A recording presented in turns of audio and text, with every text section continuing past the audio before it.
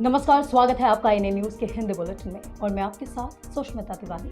आइए शुरुआत करते हैं खबरों की, लेकिन उससे पहले एक नजर आज की हेडलाइंस पर। Semi high speed rapid x rail का रिएक्शन, लोगों में देखी गई खुशी। ये है भगवान बन बैठे योगी का उत्तर प्रदेश, अपने बेटे को बेचने के लिए मजबूर, पिता उतरा सड़क पर। चुनाव से पहले बीजेपी की उड़ी नींद, अखिलेश यादव ने पीडीए का बताया नया फॉर्मूला।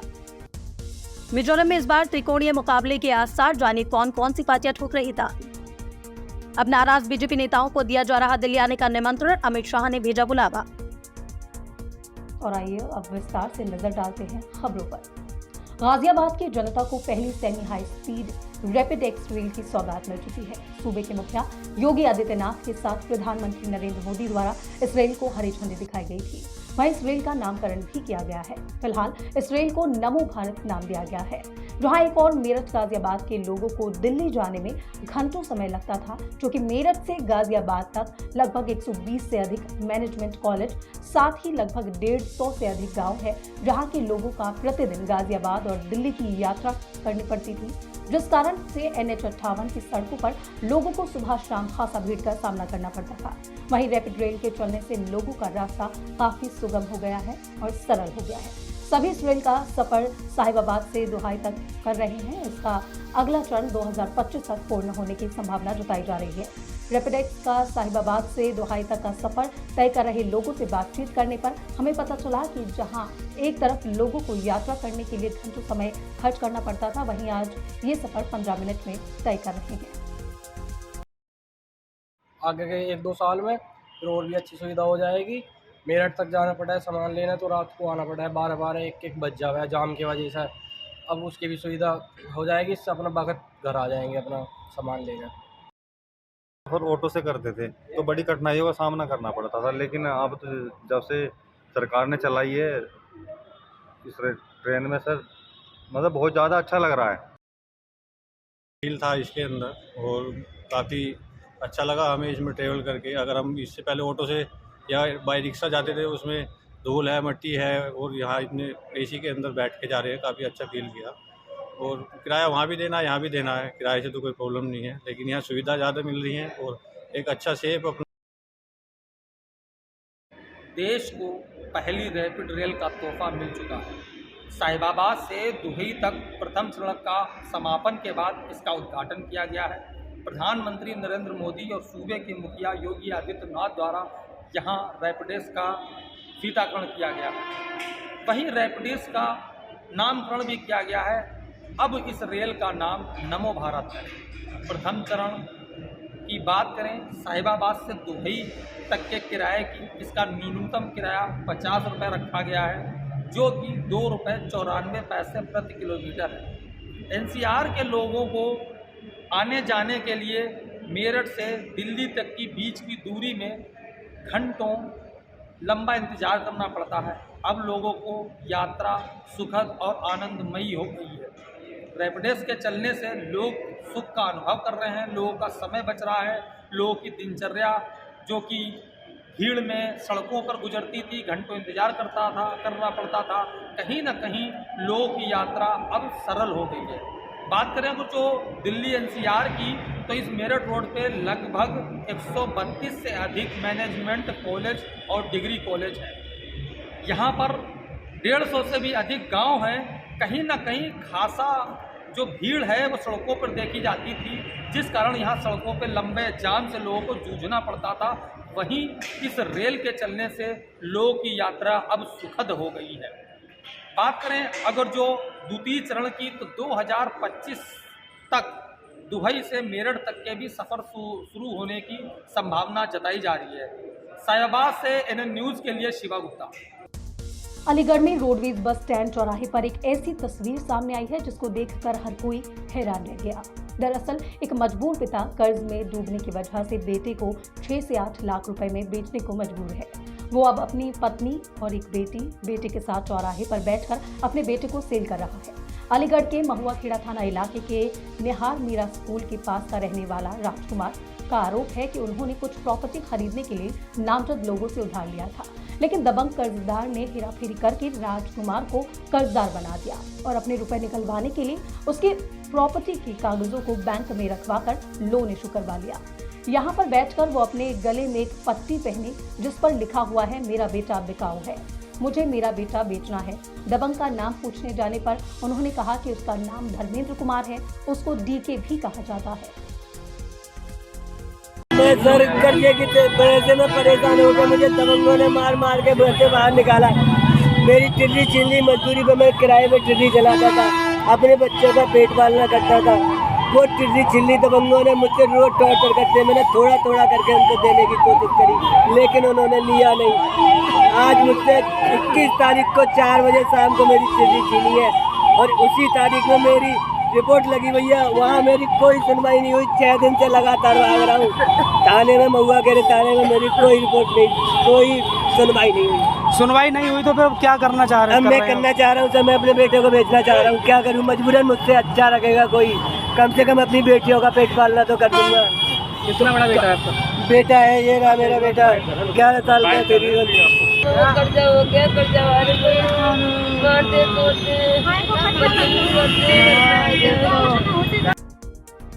लोकसभा चुनाव को लेकर समाजवादी पार्टी पूरी तरह एक्टिव हो गई है।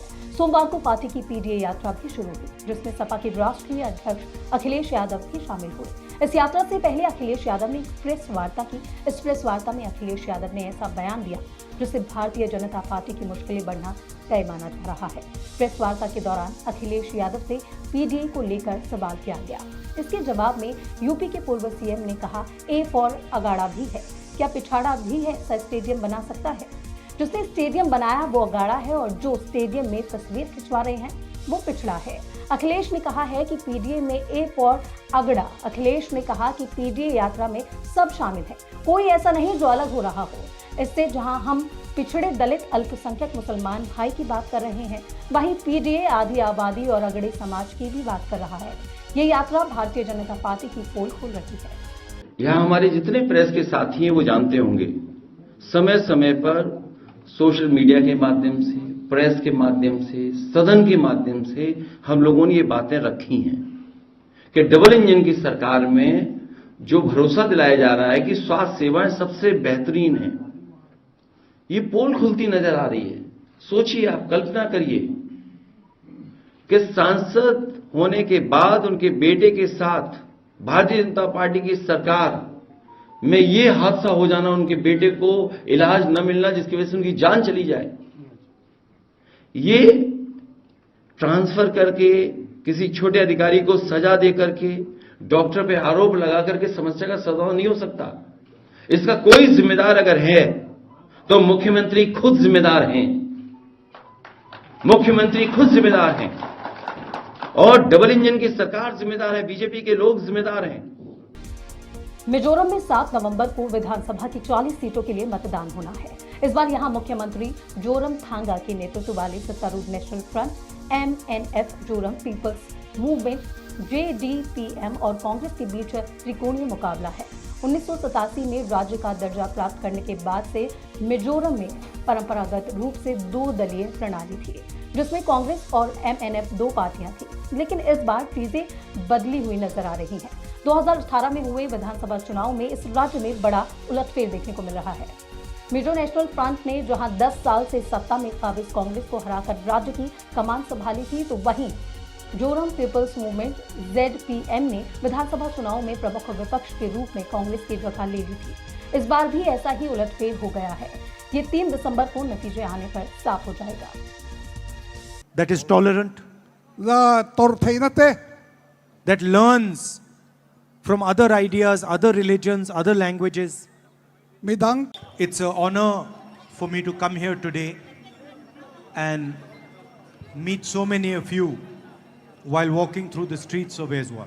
Aizol ko pui kal taka karon kal the wang le mitam tak ka mu thei cheu wang he kalom me mani.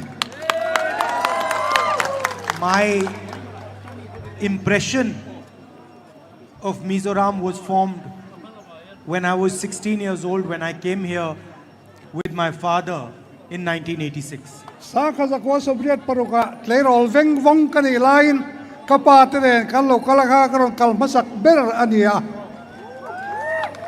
And if I was to describe my impression of the people of Mizoram, I would say gentle, kind, affectionate people. Mizo mi pui ka ngai dan ha mizo ta chia se khati lai khan angil ne ya. Madhya Pradesh विधानसभा चुनाव में Bharatiya Janata party नेताओं की नाराजगी प्रत्याशियों को भारी पड़ रही है। इसी को संतुलित करने के लिए अब केंद्रीय गृह मंत्री अमित शाह ने भी मोर्चा संभाल लिया है। उन्होंने नाराज नेताओं को मनाने के साथ ही दिल्ली आने का निमंत्रण भी दिया है। उज्जैन के वरिष्ठ नेता और शिवराज सिंह चौहान सरकार में मंत्री रहे पारस जैन को भी अमित शाह ने दिल्ली का निमंत्रण दिया है। भारतीय जनता पार्टी के प्रत्याशी के रूप में 7 बार पारस जैन चुनाव लड़े हैं, लेकिन इस बार उन्हें टिकट नहीं दिया गया है। पारस जैन ने 7 में से 6 बार जीत दर्ज की है। वहीं बीजेपी सरकार में 12 साल तक मंत्री भी रहे हैं। इस बार टिकट नहीं मिलने से पूर्व मंत्री पारस जैन नाराज चल रहे थे। उन्होंने पार्टी के लिए अभी तक काम शुरू नहीं किया था। इसी के चलते उन्हें भी मनाने की कवायद तेज कर दी गई है। रविवार को उनकी मुलाकात केंद्रीय गृह मंत्री अमित शाह से हुई थी। कार्तिक मास के पहले सोमवार को भगवान महाकाल के दर्शन करने के लिए प्रियंका गांधी के पति रॉबर्ट वाड्रा उज्जैन पहुंचे। उन्होंने नदी हॉल में बैठकर भगवान महाकाल की पूजा अर्चना की और ध्यान लगाया। इसके बाद उन्होंने मीडिया से बातचीत के दौरान कहा कि प्रदेश में माहौल बदल रहा है, देश में लोग परिवर्तन चाहते हैं। विधानसभा चुनाव में कांग्रेस की सरकार बनने वाली है। आज धार्मिक यात्रा पर उज्जैन पहुंचे रॉबर्ट वाड्रा ने भगवान महाकाल के दर्शन कर आशीर्वाद लिया। राजस्थान विधानसभा चुनाव के लिए प्रत्याशियों के चयन के बाद अब नामांकन का दौर भी शुरू हो चुका है। इसमें पूर्व मुख्यमंत्री और भारतीय जनता पार्टी के फायरब्रांड नेता वसुंधरा राजे 4 नवंबर को झालावाड़ में अपना नामांकन पर्चा दाखिल करेंगी। मिली जानकारी के अनुसार केंद्रीय नेतृत्व की ओर से अमित शाह या जेपी नड्डा में से कोई एक नामांकन कार्यक्रम में शामिल होंगे। साथ ही नामांकन के बाद एक बड़ी रैली का आयोजन भी किया जाएगा। छत्तीसगढ़ विधानसभा चुनाव से पहले छत्तीसगढ़ के गृह मंत्री और दुर्ग ग्रामीण विधानसभा से कांग्रेस प्रत्याशी ताम्रध्वज साहू को चुनाव आयोग ने नोटिस भेजा है, जिसमें आदर्श आचार संहिता का उल्लंघन करने की बात चुनाव आयोग की तरफ से कही गई है। इसके साथ ही ताम्रध्वज साहू से इसके बारे में जवाब भी मांगा गया है।